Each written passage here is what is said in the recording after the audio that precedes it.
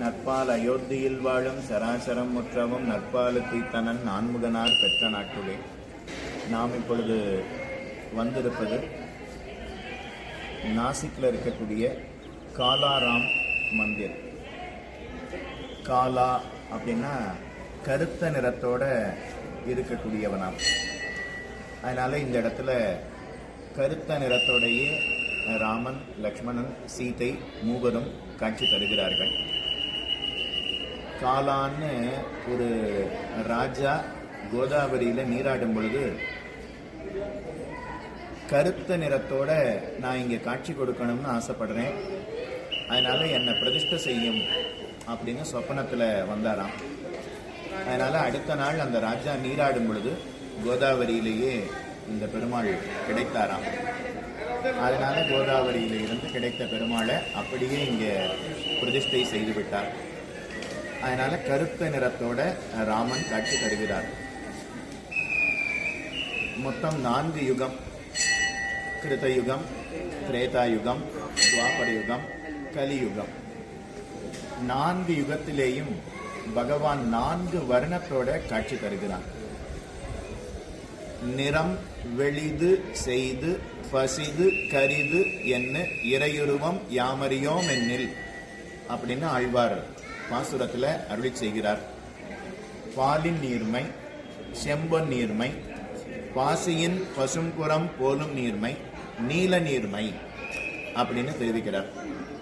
கிருத்தயுகத்துல பகவான் வெள்ளை நிறத்தோட காட்சி தருகிறானாம். முதல் யுகத்துல கிருத்தயுகத்துல பகவான் வெள்ளை நிறத்தோட காட்சி தருகிறானாம், பாலின் நீர்மை. அடுத்து செம்பொன் நீர்மை. செம்பொன் ஒரு ஸ்வர்ணம், அதை காய்ச்சினா எப்படி இருக்குமோ அதே திருக்கோலத்தோட சிவந்த வர்ணத்தோட பகவான் 2வது யுகத்துல காட்சி தருகிறான். பாலின் நீர்மை, செம்பொன் நீர்மை. 2வது யுகத்துல சிவந்த வர்ணத்தோட காட்சி தருகிறான். அடுத்து 3வது யுகம் துவாபர யுகம். துவாபர யுகத்துல பகவான் பச்சை வர்ணத்தோட காட்சி தருகிறானாம். பாலின் நீர்மை, செம்ப நீர்மை, பாசியின் பசும்புறம் போலும் நீர்மை. பாசிங்கிறது எப்படி இருக்கும்? பச்சை நிறத்தோட இருக்குமே, அதே போல துவாபர யுகத்துல பகவான் காட்சி கொடுப்பனாம். கலியுகத்துல பகவான் கருத்த நிறத்தோட காட்சி தருவனாம். அப்ப 4 யுகம், கிருத்தயுகம், திரேதாயுகம், துவாபர யுகம், கலியுகம். கிருத்தயுகத்துல இருக்கிறவாள்னா பகவானிடத்துல பிரார்த்திச்சாலாம், எங்களுக்கெல்லாம் நீ வெண்மை உருவத்தோட காட்சி தர வேணும்னு வேண்டினாலாம். அதனால வெள்ளையா அவர்களுக்கு காட்சி கொடுத்தான். 2வது யுகத்துல திரேதாயுகத்துல இருக்கிறவாள்னா திருமாலிடத்துல நீ எங்களுக்கு சிவந்த வர்ணத்தோட காட்சி தரணும்னு கேட்டார்கள். அதனால சிவந்த வர்ணத்தோட காட்சி கொடுத்தான். 3வது யுகத்துல இருக்கிறவாள்னா பச்சை வர்ணத்தோட காட்சி தரணும்னு வேண்டினார்கள். பச்சை வர்ணத்தோட காட்சி கொடுத்தான். இப்ப 3 யுகத்துக்கு சொன்னேன் இல்லையா? இப்ப அதே போல கலியுகத்துக்கு நீங்க என்ன நினைச்சுருப்பீள்? கலியுகத்துல இருக்கிறவாள்னா கருத்த வர்ணத்தோட காட்சி கொடுக்கணும்னு வேண்டினார்கள். அதனால கருத்த வர்ணத்தோட காட்சி கொடுக்கிறான் அப்படித்தானே சொல்ல போறாருன்னு நினைக்கிறீள்? இல்ல. ஏன்னா பகவானிடத்துல எங்களுக்கு காட்சி கொடுக்கணும்னு பிரார்த்திக்கணும் இல்லையா? அந்த அளவுக்கு பக்தி கூட கலியுகத்துல இருக்கிறவாளுக்கு இல்லை. கிருத்தயுகத்துல இருந்தவர்கள்லாம் எங்களுக்கு காட்சி தரணும், எப்படி காட்சி தரணும்னு பகவான் கேட்கும் போது வெள்ளை நிறத்தோட. அடுத்த யுகத்துல காட்சி தரணும், எப்படி காட்சி தரணும்? சிவந்த நிறத்தோட. ஆனா கலியுகத்துல காட்சி தரணும்னு கூட பிரார்த்திக்கவே இல்லையா. பகவான் பார்த்து இவாள்லாம் பிரார்த்திக்கும் போது ஒரு நிறத்தோட காட்சி கொடுக்கணும்னு வேண்டினா, இவா பிரார்த்திக்கவே இல்லை இல்லையா?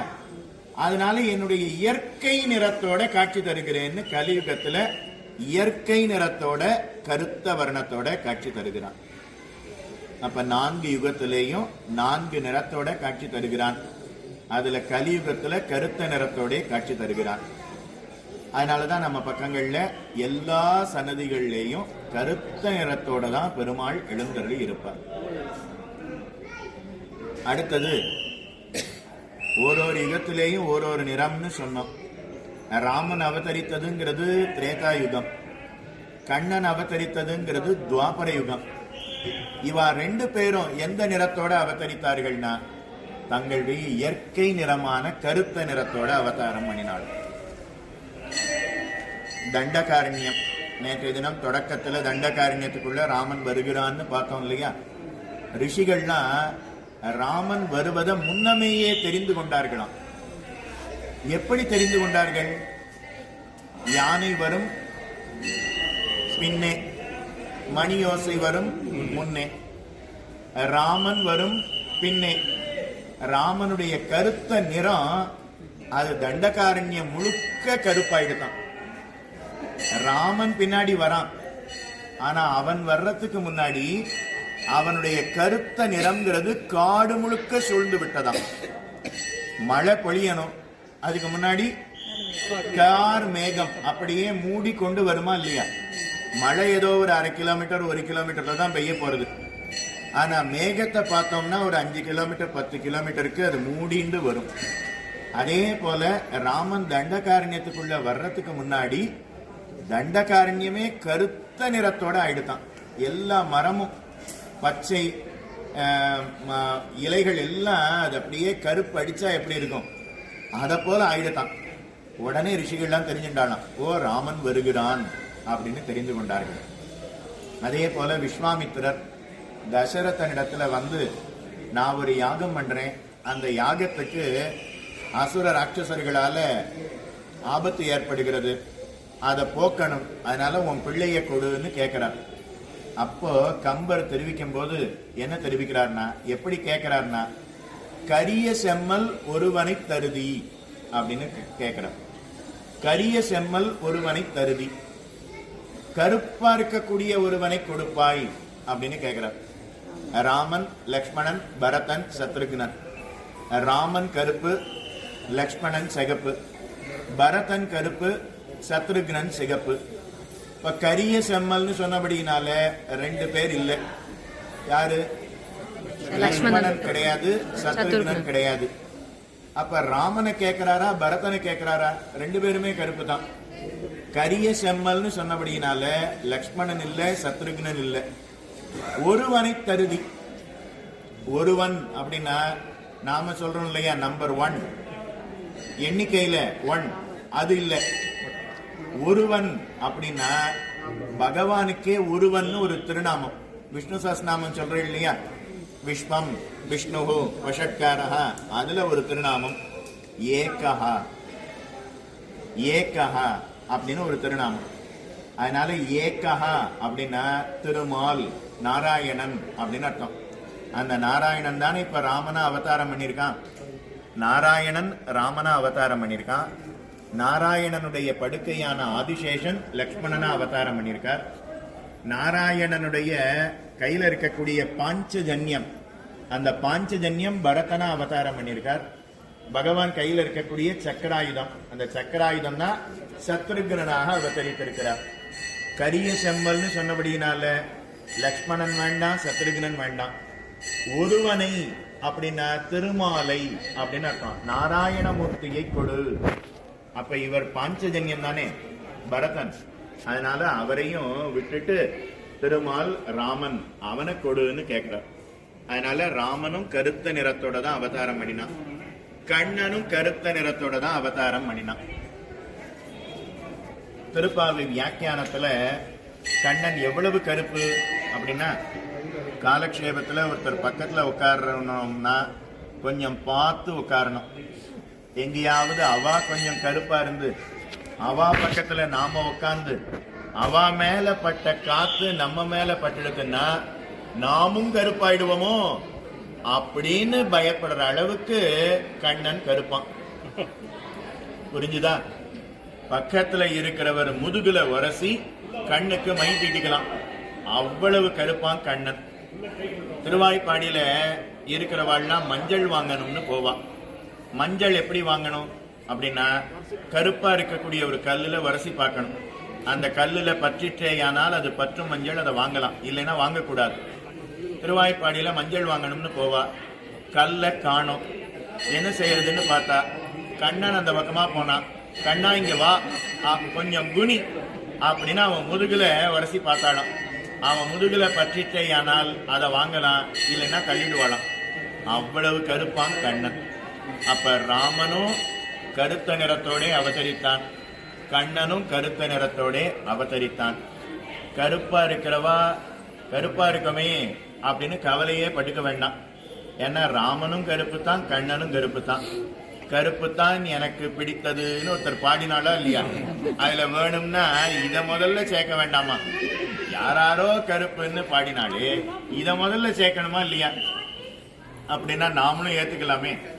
அதனால ராமனும் கருத்த நிறத்தோட அவதரித்தான், கண்ணனும் கருத்த நிறத்தோட அவதரித்தான்.